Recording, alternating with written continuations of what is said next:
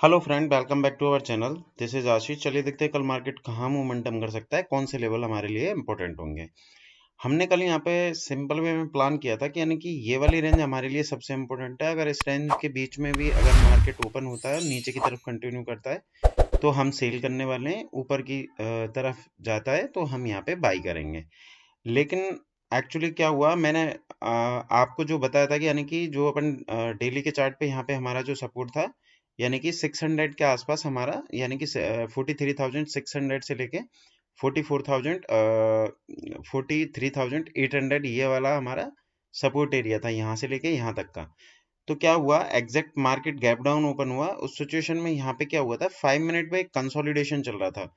वो मैं आपको एग्जैक्टली 5 मिनट का चार्ट अभी लगा के एक बार यहाँ पे समझाने की कोशिश करता हूँ, तो आपको प्रॉपर वे में यहाँ पे समझ में आएगा। यहाँ पे क्या हुआ कि जो बैंक निफ्टी यहाँ पे ओपन हुआ वो हुआ अराउंड 600 के आसपास। यहाँ पे क्या हुआ, यहाँ पे एक कंसोलिडेशन चल रहा था, तो लगातार 1 घंटे में इसने अपना जो हाई है उसको ब्रेक नहीं, यहाँ पे ऊपर की साइड में नहीं किया। उसके बाद में हमने यहाँ पे क्या किया, एक नीचे की मतलब नीचे की पोजीशन बनाने का हमने यहाँ पे ट्राई किया। बट क्या हुआ, लास्ट टाइम पे इसने मतलब 1 घंटे के बाद में इसने ऊपर यहाँ पे ब्रेकआउट किया। ब्रेकआउट करने के बाद में ये लगातार क्या कर रहा था, कंसोलिडेशन कर रहा था। यानी कि यहाँ पे पॉज लिया, पॉज लेने के बाद में एक एक कैंडल में ही इसमें लगातार कंटिन्यू क्या हो रहा था, मूवमेंट हो रहा था। तो वहां पे इंसान अगर बैंक निफ्टी को यहाँ पे देखें तो एचडीएफसी बैंक ने ये जितना भी मूव था ये एचडीएफसी बैंक ने पूरा मूव कराया था। तो उसके बाद में हमने यहाँ पे कई बार कोशिश की, यानी कि नीचे की साइड में यहाँ पे मोमेंटम भी हुए। लेकिन क्या हो रहा था कि ऊपर से जब भी नीचे आ रहा था तो कंसोलिडेशन कर करके आ रहा था, जिसकी वजह से क्या हो रहा था, हमारे लिए जो बैंक निफ्टी का प्रीमियम था वो तेजी से इंक्रीज नहीं हो रहा था। जैसा कि लास्ट में सबसे जो लास्ट का हमने प्लान यहाँ पे डिसाइड किया था, यानी कि ये वाला लेवल हमारे लिए सबसे इम्पोर्टेंट है। अगर ये गैप अप ओपन होता है तो यहाँ पे हम क्या है कि कोई भी नेगेटिव कैंडल देख के शॉर्ट कर देंगे और एक अच्छा खासा हमको यहाँ पे प्रॉफिट मिल सकता है।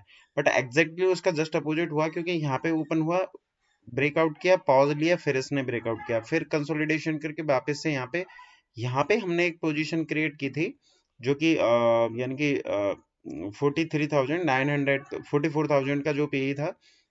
इसने एक ही कैंडल में क्या किया, उसका स्टॉप लॉस ट्रिगर कराया, और स्टॉप लॉस ट्रिगर कराने के बाद में जस्ट एक शार्प सेलिंग यानी कि फेक ब्रेकआउट यहाँ पे इसने ऊपर की साइड में किया। बट एज पर प्लान हमारा जो क्या था, यानी कि इस वाली जगह का, यानी कि 44,050 का स्टॉप लॉस डाल के हम यहाँ पे एक सील की पोजीशन क्रिएट कर सकते हैं अगर यहाँ पे नेगेटिव कैंडल कोई भी दिखता है। तो ये गैप अप तो ओपन नहीं हुआ, लेकिन ऊपर की साइड में इसने क्या किया, यहाँ पे एक कैंडल बनाया। कैंडल बनाने के बाद में इसने नीचे की साइड में एक अच्छा खासा यहाँ पे मूवमेंट दिया। लेकिन ये लास्ट टाइम पे मूवमेंट हुआ था तो हम लोग कैप्चर नहीं कर पाए, क्योंकि एक बार हमारे यहाँ पे स्टॉप लॉस ट्रिगर हो चुका था। तो वापस से हमने यहाँ पे एंट्री नहीं ली, क्योंकि ये क्या हो रहा था कि बार बार 100-150 कैंडल 100-150 पॉइंट की एक एक कैंडल बन रही थी। तो ये हमारे लिए इम्पोर्टेंट था। तो अगर कल के सेशन में हम देखें कि हमारे लिए क्या इंपॉर्टेंट हो सकता है, तो सबसे पहले मैं आपको 15 मिनट के चार्ट पे यहाँ पे लेके चलता हूँ। तो हम यहाँ पे प्रॉपर वे में समझेंगे कि मार्केट अगर इसी रेंज में, यानी कि ये वाली जो रेंज है यहाँ से, यानी कि 43,800 से लेके 43,700 के आसपास, ये वाली रेंज में अगर मार्केट ओपन होता है और कंसोलिडेशन करके कोई भी, जैसे इस तरीके की कोई भी अगर रेंज बनाता है, रेंज बनाने के बाद में उसको रेंज बनाने देना है, और जिधर की साइड में ब्रेकआउट करेगा या ब्रेक डाउन करेगा वहां पे अपन हमको क्या है कि एक अच्छा खासा यहाँ पे ट्रेड मिल सकता है। लेकिन सपोज दैट कि अगर ये बाय द वे यहाँ पे गैप अप ओपन हो गया, गैप अप ओपन होने के बाद में हमको पूरा प्रॉपर वे में देखना है कि अगर ये फर्स्ट स्टेज पे हमारे ये वाला जो रेंज है इसको, यानी कि 44,100 को अगर ये ऊपर की साइड में ब्रेक नहीं कर पाता है और यहाँ पे हमको कोई भी नेगेटिव कैंडल दिखता है, तो ये वाले लेवल तक, यानी कि 800 तक हम यहाँ पे सेल की पोजीशन इनिशिएट कर सकते हैं। लेकिन सपोज दैट कि अगर ये गैप डाउन ही ओपन हो गया अराउंड 600 के पास में, अगर ये गैप डाउन ओपन हो गया तो यहाँ हमारे लिए जगह नहीं बचेगी, क्योंकि इसकी जो क्लोजिंग आई है 47,750 के आसपास यहाँ पे इसकी क्लोजिंग आई है।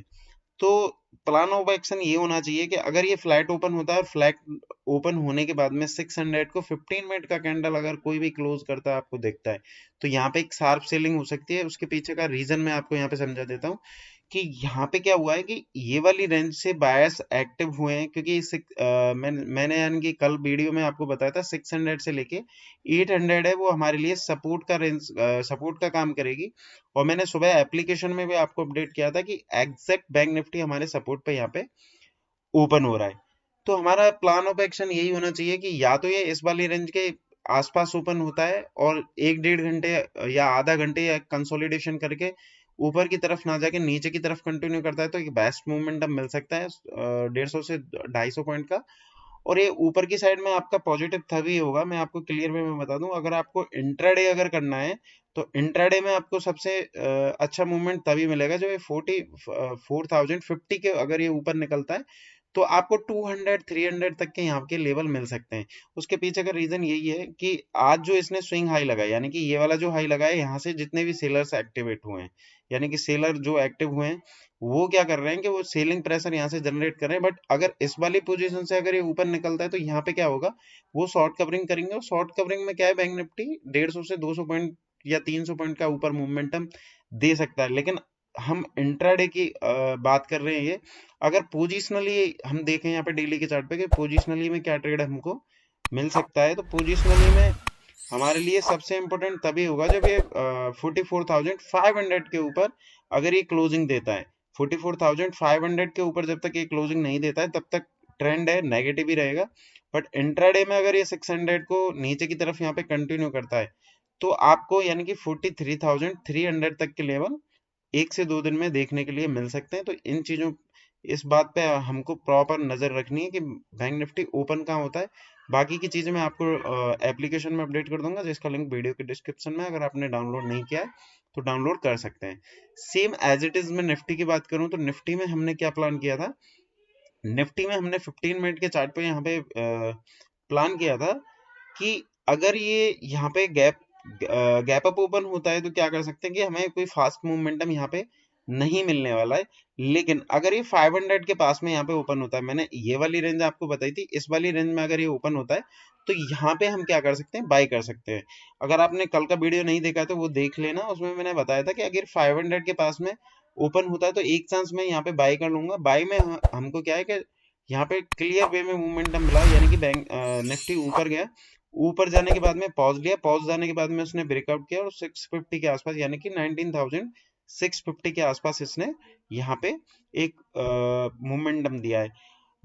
जो निफ्टी की, बैंक निफ्टी की बजाय निफ्टी थोड़ा हमें ज्यादा कमजोर दिख रहा है, क्योंकि निफ्टी में हम देखेंगे तो यहाँ पे डेली के चार्ट पे आपको समझ में आएगा प्रॉपर वे में कि जब तक बैंक निफ्टी 500 के नीचे क्लोज नहीं हो रहा है तब तक हमें अलर्ट नहीं होना है। और हमारा जो प्रीवियस जो लो था, यानी कि जो अराउंड, अगर चार्ट पे अगर अपन समझने की कोशिश करें चार्ट पे, तो हमारे लिए इसका जो लो है वो है अराउंड 350, यानी कि करीब 4 अक्टूबर के आसपास हमने जो लो लगाया था वो ऑलमोस्ट, यानी कि 1 महीना पूरा लगभग कंप्लीट होने को आया है। एक अच्छा खासा मोमेंटम इसने ऊपर की साइड में यहाँ पे दिखाया है। बट 500 के नीचे जब ये कंटिन्यू करेगा तो एक फास्ट मूवमेंटम हो सकता है, जो कि बैंक निफ्टी को 19,000 और 19,850 तक भी लेके आ सकता है। वो 18,850 तक लेके आ सकता है। ये वाला हमारा नेक्स्ट सपोर्ट बनेगा, तो इस चीज पे हमको ध्यान देना है। लेकिन निफ्टी में हमें अगर इंट्राडे करना है तो इंट्राडे के लिए हमारे लिए सबसे इम्पोर्टेंट चीज क्या होगी, सबसे इम्पोर्टेंट चीज हमारे इंट्राडे में के लिए ये होगी कि अगर निफ्टी इसी वाली रेंज में ये फ्लैट ओपन होता है, ठीक है ना, इस वाली रेंज में फ्लैट ओपन होता है, अगर 650 के ऊपर निकलता है तो हम बाइंग करेंगे। और अगर 600 के नीचे ये कंटिन्यू करता है तो थोड़ी कम क्वांटिटी से हम सेल करेंगे, तो 500 तक कल 5 सबसे पहला टारगेट होगा आपका 550। और उसके बाद का जो टारगेट हमारा, जो यानी कि आज का जो डे लो है, वो टारगेट हो सकता है। तो इन चीजों पे हमको विशेष ध्यान रखना है। आज के लिए इतना ही, थैंक यू।